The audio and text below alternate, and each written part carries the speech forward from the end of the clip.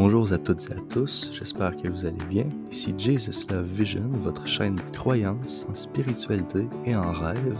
Aujourd'hui, nous allons continuer dans la Bible, donc allons-y tout de suite.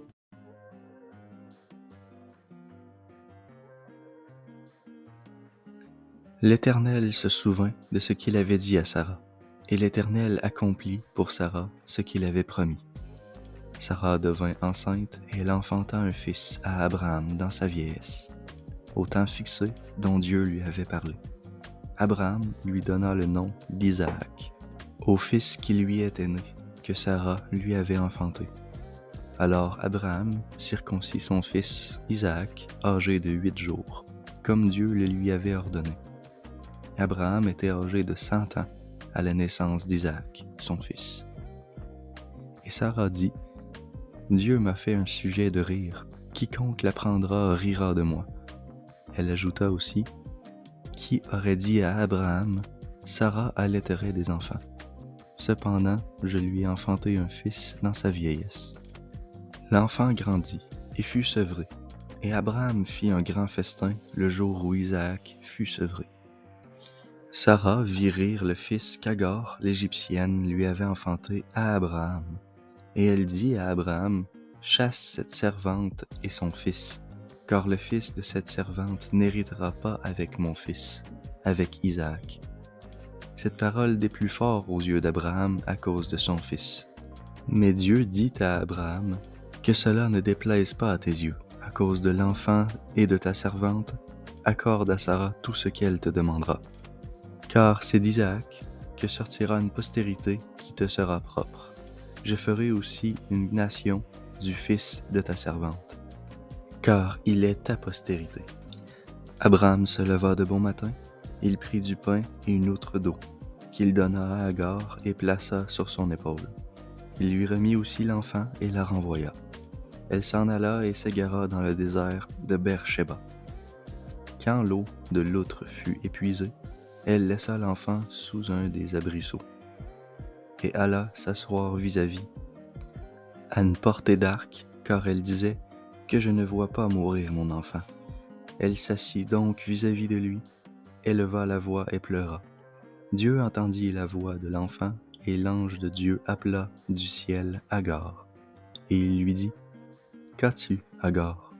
Ne crains point, car Dieu a entendu la voix de l'enfant dans le lieu où il est.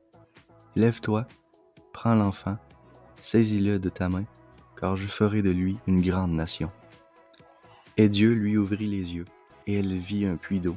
Elle alla y remplir d'eau l'outre, et donna à boire à l'enfant. Dieu fut avec l'enfant, qui grandit, habitant dans le désert, et devint tireur d'arc. Il habita dans le désert de Paran, et sa mère lui prit une femme du pays d'Égypte. En ce temps-là, Abimélec, accompagné de Picol, chef de son armée, parla ainsi à Abraham. « Dieu est avec toi dans tout ce que tu fais. Jure-moi maintenant, ici, par le nom de Dieu, que tu ne me tromperas ni moi, ni mes enfants, ni mes petits-enfants, et que tu auras pour moi et le pays où tu séjournes la même bienveillance que j'ai eue pour toi. » Alors Abraham répondit, « Je le jurerai. » Mais Abraham fit des reproches à Abimélec au sujet d'un puits d'eau, dont s'étaient emparés de force les serviteurs d'Abimélec. Abimélec répondit, « J'ignore qui a fait ces choses-là. Tu ne m'en as point informé et moi, je ne l'apprends qu'aujourd'hui. » Et Abraham prit des brebis et des bœufs, qu'il donna à Abimélec, et ils firent tous deux alliance. Abraham mit à part 7 jeunes brebis, et Abimélec dit à Abraham, « Qu'est-ce que ces 7 jeunes brebis que tu as mis à part? » Il répondit, « Tu accepteras de ma main ces 7 brebis, afin que cela me serve de témoignage que j'ai creusé ce puits. » C'est pourquoi on l'appela ce lieu Beer-Shéba, car c'est là qu'ils jurèrent l'un et l'autre. Ils firent donc alliance à Beer-Shéba, après quoi Abimélec se leva avec Picol, chef de son armée. Ils retournèrent au pays des Philistins. Abraham planta des tamaris à Beer-Shéba, et là il invoqua le nom de l'Éternel, Dieu de l'éternité, Abraham séjourna longtemps dans le pays des Philistins. Après ces choses, Dieu mit à l'épreuve Abraham et lui dit : « Abraham !» Il répondit : « Me voici. » « Prends ton fils unique, celui que tu aimes, Isaac, va-t'en au pays de Morigia, et là offre-le en holocauste sur l'une des montagnes que je te dirai. » Abraham se leva de bon matin, sella son âne, et prit avec lui 2 serviteurs et son fils Isaac. Il fendit du bois pour l'holocauste et partit pour aller au lieu que Dieu lui avait dit. Le 3e jour, Abraham, levant les yeux, vit le lieu de loin. Et Abraham dit à ses serviteurs : « Restez ici avec l'âne. Moi et le jeune homme, nous irons jusque-là pour adorer, et nous reviendrons auprès de vous. » Abraham prit le bois pour l'holocauste et le chargea sur son fils Isaac, et porta de sa main le feu et le couteau. Et ils marchèrent tous 2 ensemble. Alors Isaac, parlant à Abraham, son père, dit : « Père !» Il répondit : « Me voici, mon fils. » Isaac reprit : « Voici le feu et le bois, mais où est l'agneau pour l'holocauste ? » Abraham répondit : « Mon fils, Dieu se pourvoira lui-même de l'agneau pour l'holocauste. » Et ils marchèrent tous 2 ensemble. Lorsqu'ils furent arrivés au lieu que Dieu lui avait dit, Abraham y éleva un autel et rangea le bois. Il lia son fils Isaac et le mit sur l'autel par-dessus le bois. Puis Abraham étendit la main et prit le couteau pour égorger son fils. Alors l'ange de l'Éternel l'appela des cieux et dit : « Abraham, Abraham !» Et il répondit : « Me voici. » L'ange dit : « N'avance pas ta main sur l'enfant et ne lui fais rien, car je sais maintenant que tu crains Dieu et que tu ne m'as pas refusé ton fils, ton unique. » Abraham leva les yeux et vit derrière lui un bélier retenu dans un buisson par les cornes. Et Abraham alla prendre le bélier et l'offrir en holocauste à la place de son fils. Abraham donna à ce lieu le nom de Jéhovah-Jiré. C'est pourquoi l'on dit aujourd'hui : à la montagne de l'Éternel, il sera pourvu. Alors l'ange de l'Éternel appela une seconde fois Abraham des cieux, et il dit : Je le jure par moi-même, parole de l'Éternel, parce que tu as fait cela, et que tu n'as pas refusé ton fils, ton unique, je te bénirai et je te multiplierai ta postérité, comme les étoiles du ciel et comme le sable qui est sur le bord de la mer. Et ta postérité possédera la porte sur ses ennemis. Toutes les nations de la terre seront bénies en ta postérité, parce que tu as obéi à ma voix. Abraham étant retourné vers ses serviteurs, ils se levèrent et s'en allèrent ensemble à Beer-shéba, car Abraham demeurait à Beer-shéba. Après ces choses, on fit à Abraham un rapport en disant : « Voici, Milca a enfanté des fils à Nachor, ton frère. Uts, son premier-né, Buz, son frère, Kemuel, père d'Aram, Kézel, Azo, Pildash, Gildaph et Bethuel. Bethuel a engendré Rebecca. Ce sont là les 8 fils que Milca a enfantés à Nachor, frère d'Abraham. Sa concubine, nommée Réuma, a aussi enfanté Tébash, Gaham, Taash et Maaka. La vie de Sarah fut de 127 ans. Telles sont les années de la vie de Sarah. Sarah mourut à Kiriath Arba, qui est Hébron, dans le pays de Canaan. Et Abraham vint pour mener deuil sur Sarah et pour la pleurer. Abraham leva les yeux de devant son mort et parla ainsi au fils de Heth. Je suis étranger et habitant parmi vous. Donnez-moi la possession d'un sépulcre chez vous pour enterrer mon mort et l'ôter de devant moi. Les fils de Heth répondirent à Abraham en lui disant : Écoute-nous, mon Seigneur. Tu es un prince de Dieu au milieu de nous. Enterre ton mort dans celui de nos sépulcres que tu choisiras. Aucun de nous ne te refusera son sépulcre pour enterrer son mort.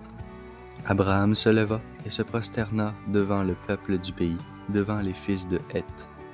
Et il leur parla ainsi : Si vous me permettez que j'enterre mon mort et que je l'ôte de devant mes yeux, écoutez-moi et priez pour moi, Ephron, fils de Tsochar, de me céder la caverne de Macpéla, qui lui appartient, à l'extrémité de son champ, de me le céder contre sa valeur en argent, afin qu'elle me serve de possession sépulcrale au milieu de vous. » Éphron était assis parmi les fils de Heth, et Éphron, les Hétiens, répondirent à Abraham, en présence des fils de Heth et de tous ceux qui entraient par la porte de sa ville: « Non, mon Seigneur, écoute-moi. Je te donne le champ et je te donne la caverne qui y est. Je te les donne. Aux yeux des fils de mon peuple, enterre ton mort. » Abraham se prosterna devant le peuple du pays, et il parla ainsi à Éphron, en présence du peuple du pays: « Écoute-moi, je te prie. Je donne le prix du champ, accepte-le de moi, et j'y enterrerai mon mort. » Et Éphron répondit à Abraham en lui disant: « Mon Seigneur, écoute-moi. Une terre de 400 cycles d'argent, qu'est-ce que cela entre moi et toi? Enterre ton mort. » Alors Abraham comprit Éphron, et Abraham pesa à Éphron l'argent qu'il avait dit, en présence des fils de Heth, 400 cycles d'argent ayant cours chez le marchand. Le champ d'Éphron à Macpéla, vis-à-vis de Mamré, le champ et la caverne qui y est, et tous les arbres qui sont dans le champ, et toutes ses limites alentour, devinrent ainsi la propriété d'Abraham aux yeux des fils de Heth et de tous ceux qui entraient par la porte de sa ville. Après cela, Abraham enterra Sarah, sa femme, dans la caverne du champ de Macpéla, vis-à-vis de Mamré, qui est Hébron dans le pays de Canaan. Le champ et la caverne qui y est demeurèrent à Abraham comme possession sépulcrale acquise des fils de Heth. Abraham était vieux, avancé en âge, et l'Éternel avait béni Abraham en toutes choses. Abraham dit à son serviteur, le plus ancien de sa maison, l'intendant de tous ses biens: « Mais je te prie dans ta main, sous ma cuisse, et je te ferai jurer par l'Éternel, le Dieu du ciel et le Dieu de la terre, de ne pas prendre pour mon fils une femme parmi les filles des Cananéens au milieu duquel j'habite, mais d'aller dans mon pays et dans ma patrie afin de prendre une femme pour mon fils Isaac. » Le serviteur lui répondit: « Peut-être la femme ne voudra-t-elle pas me suivre dans ce pays-ci? Devrais-je mener ton fils dans le pays d'où tu es sorti? » Abraham lui dit donc: « Garde-toi d'y mener mon fils. L'Éternel, le Dieu du ciel, qui m'a fait sortir de la maison de mon père et de ma patrie, qui m'a parlé et qui m'a juré en disant: Je donnerai ce pays à ta postérité. Lui-même enverra son ange devant toi. Et c'est de là que tu prendras une femme pour mon fils. Si la femme ne veut pas te suivre, tu seras dégagé de ce serment que je vais te faire. Seulement, tu n'y mèneras pas mon fils. » Le serviteur mit sa main sous la cuisse d'Abraham, son seigneur, et lui jura d'observer ces choses. Le serviteur prit 10 chameaux parmi les chameaux de son seigneur, et il partit, ayant à sa disposition tous les biens de son seigneur. Il se leva et alla en Mésopotamie, à la ville de Nachor. Il fit reposer les chameaux sur leurs genoux hors de la ville, près d'un puits.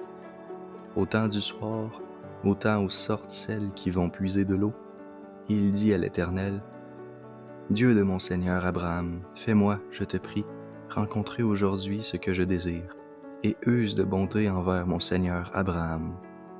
Voici, je me tiens près de la source d'eau, et les filles des gens de la ville vont sortir pour puiser de l'eau. Que la jeune fille à laquelle je dirai: penche ta cruche, je te prie, pour que je boive, et qui répondra: bois, et je donnerai aussi à boire à tes chameaux, soit celle que tu as destinée à ton serviteur Isaac, et par là je connaîtrai que tu uses de bonté envers mon Seigneur. » Il n'avait pas encore fini de parler que sortit, sa cruche sur l'épaule, Rebecca, née de Bethuel, fils de Milca, femme de Nachor et frère d'Abraham. C'était une jeune fille très belle de figure. Elle était vierge et aucun homme ne l'avait connue. Elle descendit à la source, remplit sa cruche et remonta. Le serviteur courut au-devant de elle et dit: « Laisse-moi boire, je te prie, un peu d'eau de ta cruche. » Elle répondit: « Bois, mon Seigneur. » Et elle s'empressa d'abaisser sa cruche sur sa main et de lui donner à boire. Quand elle eut achevé de lui donner de l'eau, elle dit, « Je puiserai aussi pour tes chameaux, jusqu'à ce qu'il ait assez bu. » Et elle s'empressa de vider sa cruche dans l'abreuvoir, et courut encore au puits pour puiser. Et elle puisa pour tous les chameaux. L'homme la regardait avec étonnement et sans rien dire, pour voir si l'Éternel faisait réussir son voyage ou non. Quand les chameaux eurent fini de boire, l'homme prit un anneau d'or du poids d'un demi-cycle et 2 bracelets du poids des 10 cycles d'or. Et il dit, « De qui es-tu, fille? Dis-le-moi, je te prie. Il y a dans la maison de ton père de la place pour y passer la nuit? » Et elle répondit, « Je suis fille de Bethuel, fille de Milca et de Nachor. » Elle dit encore, « Il y a chez nous de la paille et du fourrage en abondance, et aussi de la place pour y passer la nuit. » Alors l'homme s'inclina et se prosterna devant l'Éternel, en disant, « Béni soit l'Éternel, le Dieu de mon Seigneur Abraham, qui n'a pas renoncé à sa miséricorde et à sa fidélité envers mon Seigneur. Moi-même, l'Éternel m'a conduit à la maison des frères de mon Seigneur. » La jeune fille courut raconter ces choses à la maison de sa mère. Rebecca avait un frère, nommé Laban. Et Laban courut dehors vers l'homme, près de la source. Il avait vu l'anneau et les bracelets aux mains de sa sœur, et il avait entendu les paroles de Rebecca, sa sœur, disant, « Ainsi m'a parlé l'homme. » Il vint, dit donc, à cet homme qui se tenait auprès des chameaux de la source, et il lui dit, « Viens, béni de l'Éternel, pourquoi restes-tu dehors? J'ai préparé la maison et une place pour les chameaux. » L'homme arriva à la maison, Laban fit décharger les chameaux et lui donna de la paille et du fourrage aux chameaux et de l'eau pour laver les pieds de l'homme et les pieds des gens qui étaient avec lui. Puis il se servit à manger, mais il dit, « Je ne mangerai point avant d'avoir dit ce que j'ai à dire. » Alors Laban dit, « Parle. » Alors il répondit, « Je suis serviteur d'Abraham. L'Éternel a comblé de bénédictions mon Seigneur qui est devenu puissant. Il lui a donné des brebis, des bœufs, de l'argent et de l'or, des serviteurs et des servantes, des chameaux et des ânes.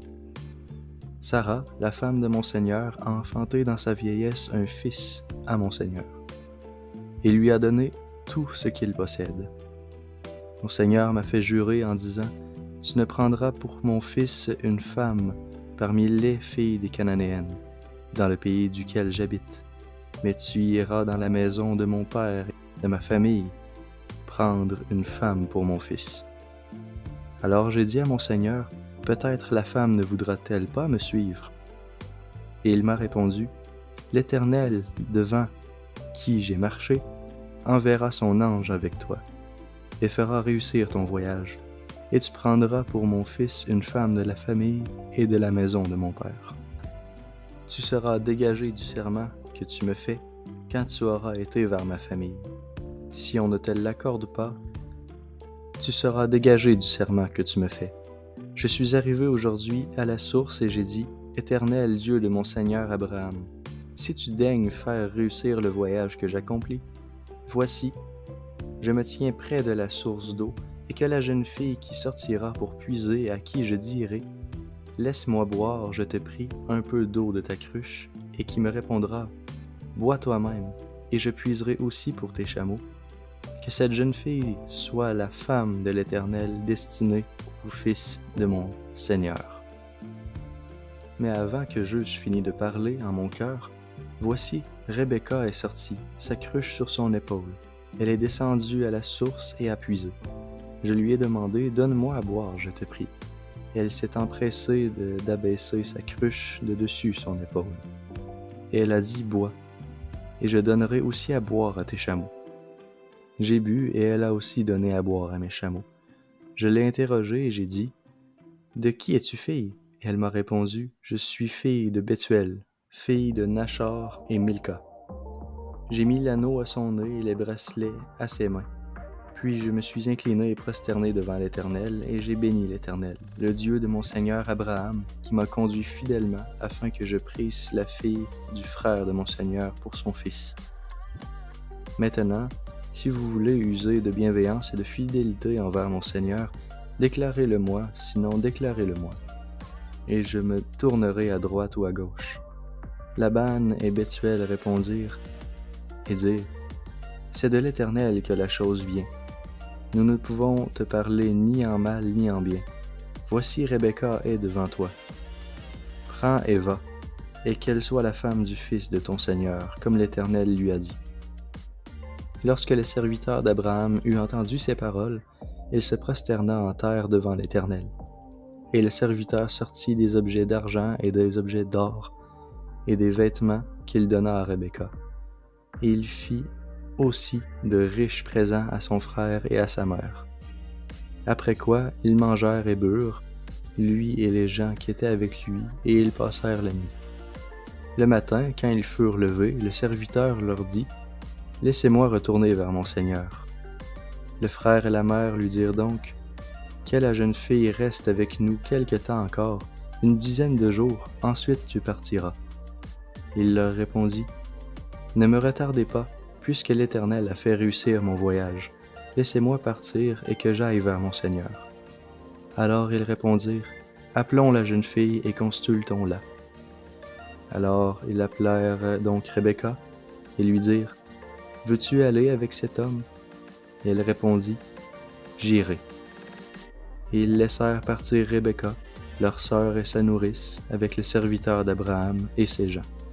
Ils bénirent Rebecca et lui dit, « Ô notre sœur, puisses-tu devenir des milliers de myriades et que ta postérité possède la porte de ses ennemis. »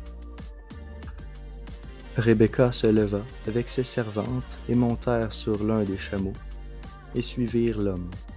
Et le serviteur emmena Rebecca et partit. Cependant, Isaac était revenu du puits de Lachaïroi et il habitait dans le pays du Midi. Un soir, qu'Isaac était sorti pour méditer dans les champs, il leva les yeux et regarda, et voici, des chameaux arrivaient. Rebecca leva aussi les yeux, vit Isaac et descendit de son chameau. Elle dit au serviteur, « Qui est cet homme qui vient dans les champs à notre rencontre? » Et le serviteur répondit, « C'est mon Seigneur. » Alors elle prit son voile et elle se couvrit. Le serviteur raconta à Isaac toutes les choses qu'il avait faites. Isaac conduit Rebecca dans la tente de Sarah, sa mère. Il prit Rebecca qui devint sa femme et il l'aima. Ainsi fut consolé Isaac après avoir perdu sa mère. Abraham prit encore une femme, nommée Kétura. Elle lui enfanta Zimran, Jokshan, Medan, Madian, Jishbak, Shuash. Jokshan engendra Séba et Dedan. Les fils de Dedan furent Assurim et les Letsushim, et les Leumim. Les fils de Madian furent Epha, Epher, Enoch, Abida et Elda. Ce sont là tous les fils de Kétura. Abraham donna tous ses biens à Isaac.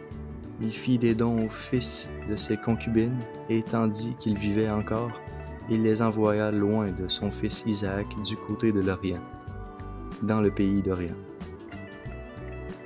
Voici les jours des années de la vie d'Abraham, il vécut 175 ans. Abraham expira et mourut, après une heureuse vieillesse, âgé et rassasié. De jour, il fut recueilli auprès de son peuple. Isaac et Ismaël, ses fils, l'enterrèrent dans la caverne de Macpéla, dans le champ d'Ephron, fils de Tsochar, les Étiens, vis-à-vis de Mamré. C'est le champ qu'Abraham avait acquis des fils de Heth.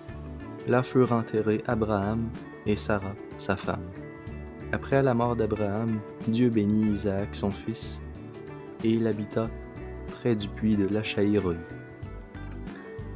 Voici la postérité d'Ismaël, fils d'Abraham, qu'Agar, l'Égyptienne, servante de Sarah, avait enfanté à Abraham. Voici les noms des fils d'Ismaël, par leurs noms, selon leur génération.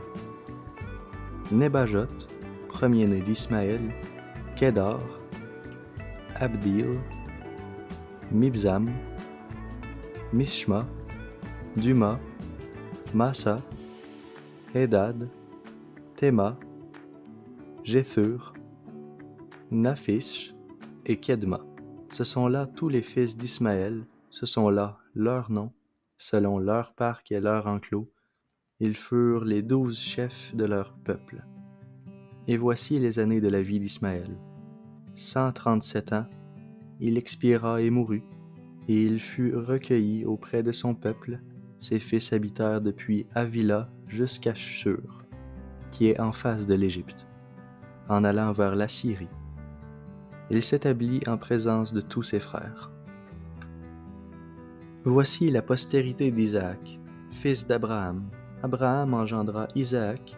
Isaac était âgé de 40 ans quand il prit pour femme Rebecca, fille de Bethuel, l'Araméen, de Padam-Aram et sœur de Laban, l'Araméen. Isaac implora l'Éternel pour sa femme, car elle était stérile, et l'Éternel l'exauça. Rebecca, sa femme, devint enceinte. Les enfants se heurtaient dans son sein, et elle dit, « S'il en est ainsi, pourquoi suis-je enceinte? » Elle alla consulter l'Éternel, et l'Éternel lui dit, « 2 nations sont dans ton ventre, et 2 peuples se sépareront et sortiront de tes entrailles. Un de ces peuples sera plus fort que l'autre, et le plus grand sera assujetti au plus petit. » Les jours où elle devait accoucher s'accomplirent. Et voici, il y avait 2 jumeaux dans son ventre. Le premier sortit entièrement roux, comme un manteau de poil, et on lui donna le nom d'Ésaü. Ensuite sortit son frère, dont la main tenait le talon d'Ésaü, et on lui donna le nom de Jacob. Isaac était âgé de 60 ans lorsqu'ils naquirent. Ses enfants grandirent. Ésaü devint un habile chasseur, un homme des champs, alors que Jacob fut un homme tranquille qui restait sous les tentes.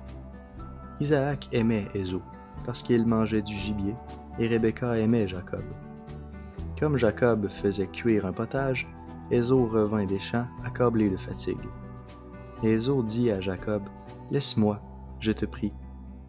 Mange de ce roux et de ce roux-là, car je suis fatigué. » C'est pour cela qu'on a donné à Ésaü le nom d'Édom.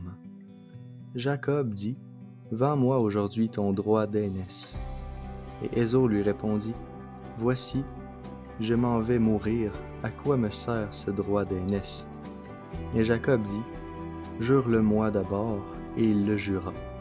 Et il vendit son droit d'aînesse à Jacob. Alors Jacob donna à Ésaü du pain et du potage de lentilles. Il mangea et il but, puis se leva et s'en alla. C'est ainsi qu'Ésaü méprisa le droit d'aînesse. Alors j'espère que vous avez aimé cette courte lecture de la Bible, et on se retrouve dans la prochaine vidéo.